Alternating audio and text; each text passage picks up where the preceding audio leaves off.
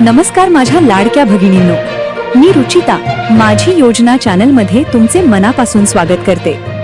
बहिणींनो, मुख्यमंत्री माझी लाडकी बहीण योजनेच्या हप्त्याबाबत आणि केवायसी दुरुस्तीबाबत आज एक अत्यंत मोठी आणि महत्त्वाची अपडेट समोर आली आहे।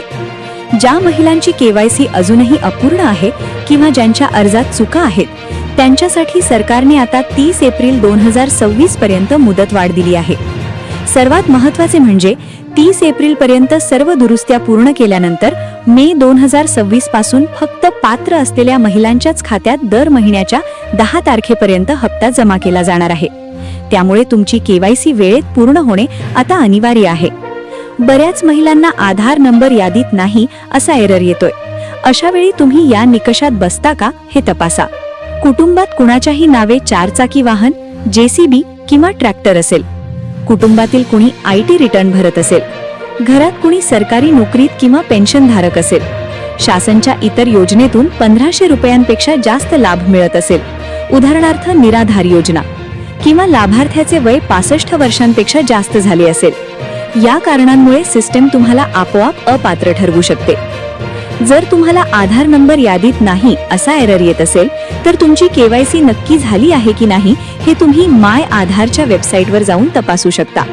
तिथे आधार नंबर आणि OTP टाकून लॉग इन करा। त्यानंतर आधार ऑथेंटिकेशन हिस्ट्री या पर्यायावर क्लिक करा।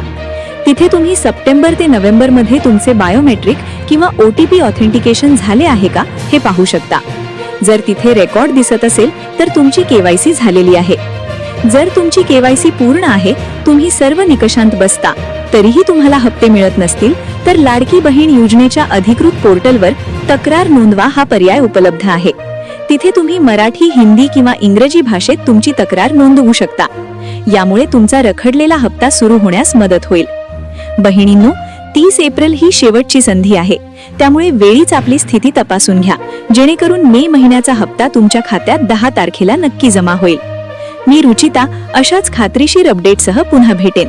ही माहिती आपल्या सर्व मैत्रिणींना शेअर करा आणि माझी योजना चॅनलला नक्की सबस्क्राइब करा। धन्यवाद।